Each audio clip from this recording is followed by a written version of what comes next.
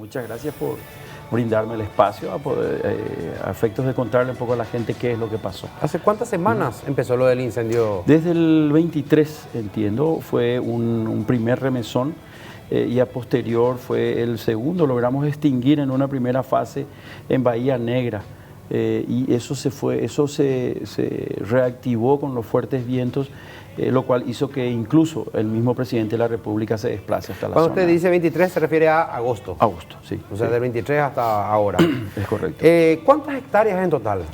Anoche la presidenta del Infona nos decía de que son aproximadamente 68.000 hectáreas las afectadas por estos incendios, pero es todavía una cifra provisoria.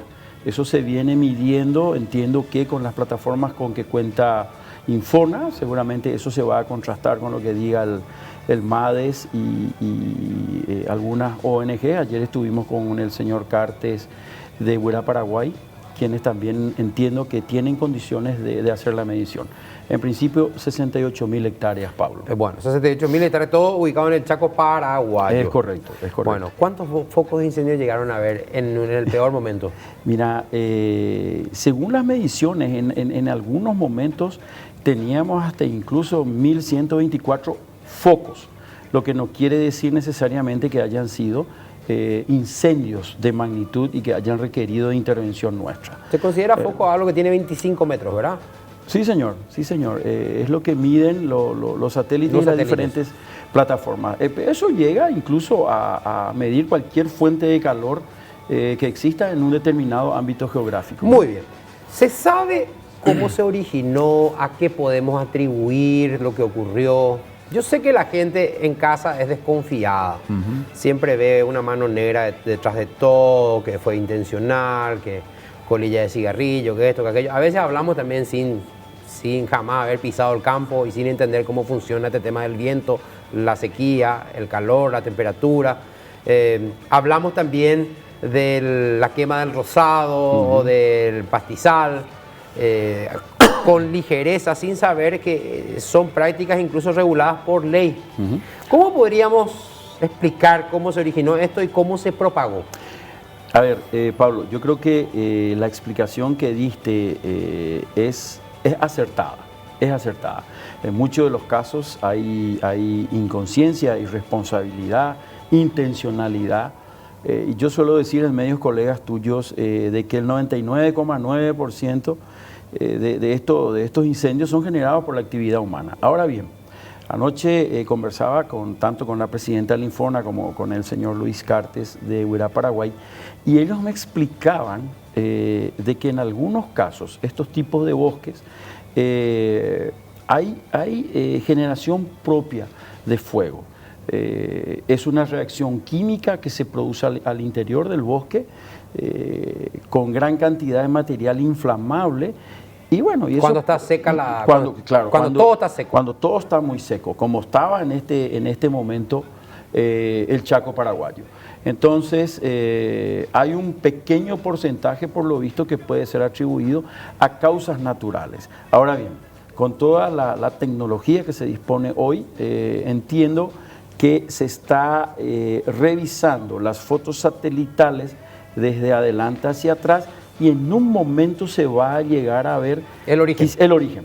Entonces ahí a lo mejor las autoridades correspondientes van a poder determinar qué es lo que pasó y cuál debería de ser el castigo, ¿no? Claro, sí, es que hubo violación a la ley ambiental, sobre todo. Es correcto, la ley ambiental, así como la ley de quema. Existe una ley de quema. Por eso, porque fíjense, en Bolivia el presidente Evo Morales había establecido un decreto sobre permitir cierta cantidad de quemas, porque hay una época en la que la quema es uno de los métodos, por supuesto que es la quema controlada, es uno de los métodos, ¿verdad?, para la limpieza. Para la limpieza, exactamente. Y también en Brasil pasa lo mismo.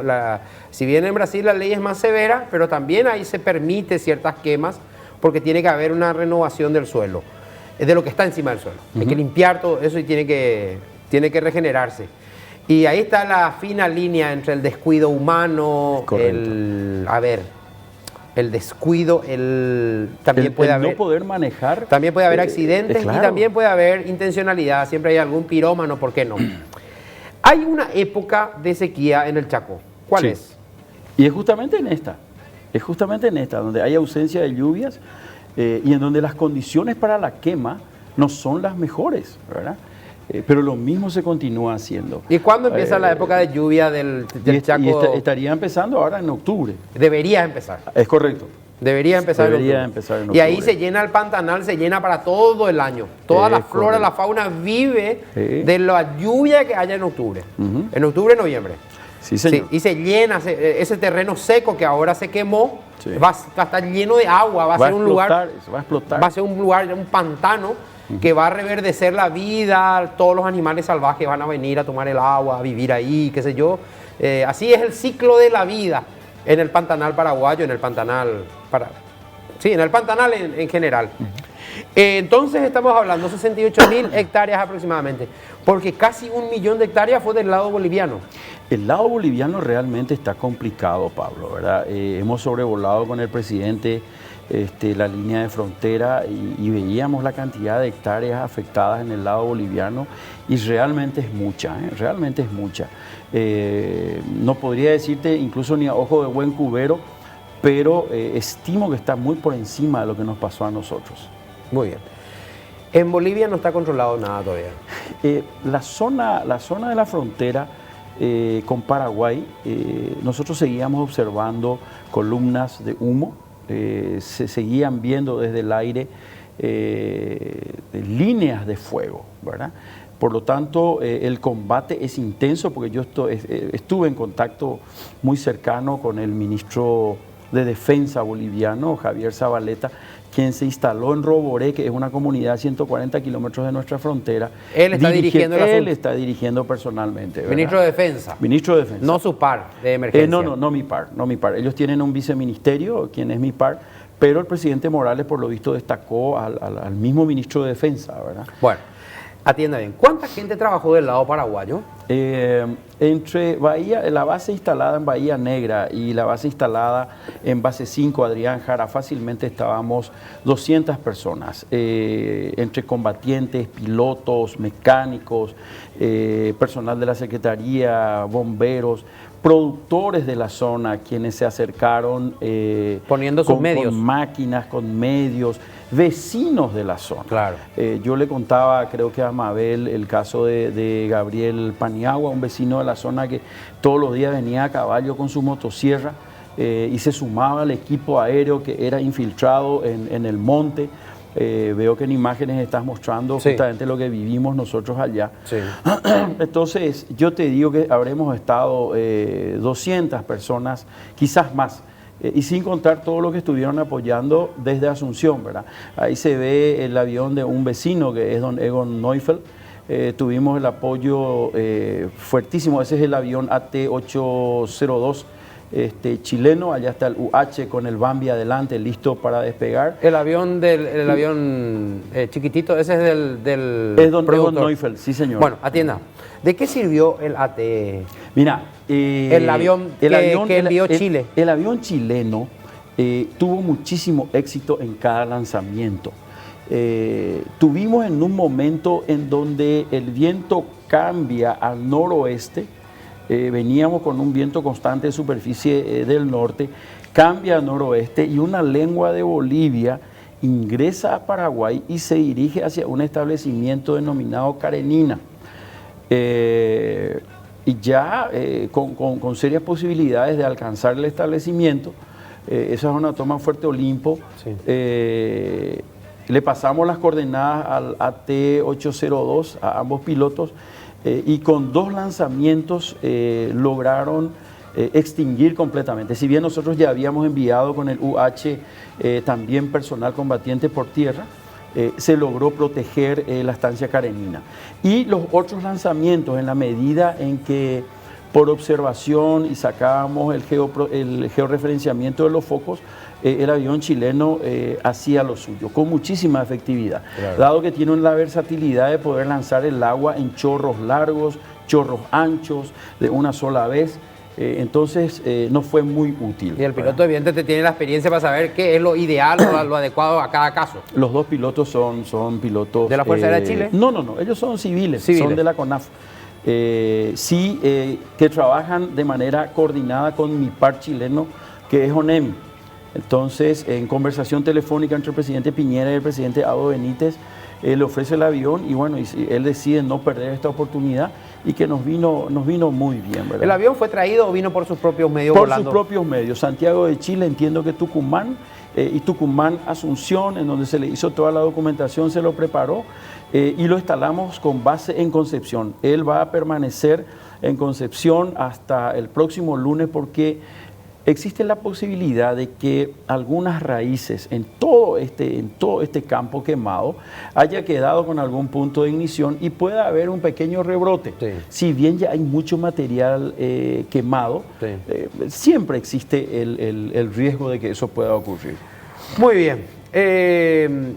Ministro, ¿hay otras zonas del Paraguay que están en riesgo de incendio forestal? Todo el país, ¿verdad? La época de seca, la ausencia de lluvia. Si bien tuvimos lluvia con granizo en el sur, este es un momento en el cual no tenemos que bajar la guardia, Pablo, en el contexto de tomar todas las precauciones debidas para el famoso rosado, hasta incluso te diría la quema de basura domiciliaria, con un viento norte fuerte. Cualquier partícula en ignición, así como está el país ahora, eso te puede generar un serio problema, incluso a kilómetros de donde ocurrió. Y obviamente colilla de cigarrillo con esta seca te puede... Pablo, le diste en el ojo, ¿verdad? Las colillas de cigarrillo arrojadas a orillas del camino, de la ruta, cualquier tipo de vidrio que uno lance a ¿Vidrio? Claro, genera el efecto lupa. Genera efecto lupa. Efecto lupa. Y ahí, bueno, ahí tenés nuevamente un incendio, como lo tuvimos aquí en la ruta Luque-San Bernardino, por ejemplo. Y vos ves el inicio que hay al costado de la ruta. Hablé con el ministro Beans, él me va a autorizar la utilización de los peajes para la distribución de volantes de concienciación. Sí. Esperemos que los automovilistas y la misma ciudadanía tomen los recaudos pertinentes. Pablo, a mí me tocó caminar y esas imágenes creo que las tomamos nosotros. Sí. Y es devastador lo que ocurrió. Realmente es tristísimo, ¿verdad? El medio ambiente, la fauna. Si bien no me tocó ver animales calcinados, incluso me crucé con 2 venados en una zona muy quemada en Choboreca, pero hay una afectación muy grande, ¿verdad? Y seguramente esto va a tener su tiempo de recuperación, ¿verdad? Claro, y ojalá que las lluvias lleguen pronto, que yo creo que sería la mejor salida de todo. Las lluvias se están dando, pero todavía en manera pequeña. Sí, ¿verdad? pero la grande, esa que... Esa de 50 y 100 milímetros, sí, esa es la que nos conviene. Esa que inunda el Pantanal. Es correcto. Porque gracias a esa lluvia el Pantanal vive al año siguiente. Sí, o sea, yo conozco algo de eso y es fascinante cómo se renueva la vida del Pantanal. Sí, es un ecosistema maravilloso. Que necesita de esas lluvias. Sí, señor. Ojalá, sí, señor. ojalá sinceramente, pido a Dios que así sea. Vamos, antes de despedirnos, ministro, reiterar, lo de la colilla de cigarrillo me parece que todo el mundo escuchó, pero no se escucha frecuentemente. No tires vidrio al costado de la ruta. No dejes tu botella, porque hace un efecto lupa. Los rayos del sol entran y se amplifica su intensidad, se cuadruplica y va hasta el pasto que está abajo. Y eso puede generar fuego. Definitivamente. Esa botella que uno deja tirada. La botella de una cerveza, de lo que sea, gaseosa, refrigerante, lo que sea. Los cazadores furtivos que prenden algunas veces para asustar a los animales y los esperan del otro lado. ¿Cómo es el mejor método de apagar? ¿Con tierra encima? Con tierra encima. Con tierra encima. Sí, bueno, señor. y atiendan, para la gente del interior, nos mira muchísimo el interior. Yo sé que ellos saben. Yo sé que saben. Pero recordarles. Sobre todo en las compañías rurales no hay servicio de recolección de basura. La gente cava un pequeño pozo de tierra en su patio y ahí deposita la basura, que en gran medida es orgánica, pero también sus bolsitas y todo lo que trajo de la compra, papel diario, y queman. No se quema la basura con viento, se quema cuando no hay viento. Y uno se controla, y alguien de la casa se tiene que quedar al lado a controlar que se apague todo con un palo. Es correcto. Moviendo así la ceniza, que se apague todo, no se quema con viento. Además que es de muy mal gusto, le llevas con el viento a tu vecino el humo negro de tu basura. Pero esa lengua de fuego puede ir a hojas secas de un árbol y comenzó el incendio. Así nomás es este tema de la quemazón. Ni qué decir la quema controlada que suelen hacer al costado de las rutas, o cuando está el rastrojo de la cosecha anterior, sí, en las fincas y en las chacras. Ministro, fue usted muy amable. ¿Van a presentar en algún momento un informe general, una evaluación general? Sí, pensamos no solamente hacer un informe general, sino que pensamos sacar toda una campaña para los próximos 365 días, a efectos de crear un poco conciencia en la gente. Todo lo que acabas de mencionar es lo que en muchos de los casos nos lleva a lo que nos ocurrió. Lamentablemente, un hito disparador como fue nos va a llevar seguramente a campañas de concienciación, a trabajar con los chicos en la escuela, con los profesores, con los municipios, quienes son los que tienen que estar chequeando y controlando qué es lo que pasa en su ámbito geográfico. Entendemos también de las debilidades institucionales, ¿verdad? Hay veces que no hay manera tampoco de controlar, pero bueno, eso es lo que queremos trabajar. El presidente de la República me ha pedido eso, entonces vamos a hacer una campaña. Ahora tenemos el Rally del Chaco, va a haber mucha gente en el Chaco, entonces también es algo sobre el cual tenemos que trabajar, ¿verdad? Incluso el deporte motor, y hasta ¿por qué no el traslado de gente y turistas que van a visitar el Chaco? Tienen que tomar necesariamente las precauciones. Muy bien, ministro, muchísimas gracias por su visita. Muchísimas gracias. Yo no quiero ser pesimista, quiero ser optimista. ¿En qué sentido? La naturaleza se renueva. Ahora se quemó, pero el año que viene empezará a reverdecer de nuevo lo que tenga que reverdecer. Ese es el lado positivo, digamos, de la naturaleza. La naturaleza se renueva, lo que no se renueva es el agua cuando la contaminamos con químicos. Eso es muy difícil de revertir. No se renueva la vida humana ni la vida de los animales. Eso no se renueva, una vez que se perdió, se perdió.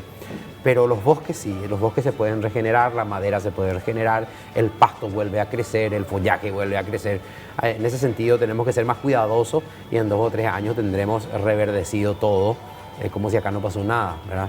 Pero para eso hay que tener cuidado. No arrojar colillas de cigarrillo, no dejar botellas al costado sobre el pasto para evitar el efecto lupa. Y rogar a Dios, para quien tiene fe, que en octubre lleguen las lluvias grandes que llenan de agua el Pantanal paraguayo para que se renueve la vida ahí en el Chaco. Gracias, ministro. Vamos a la pausa, enseguida regresamos con más.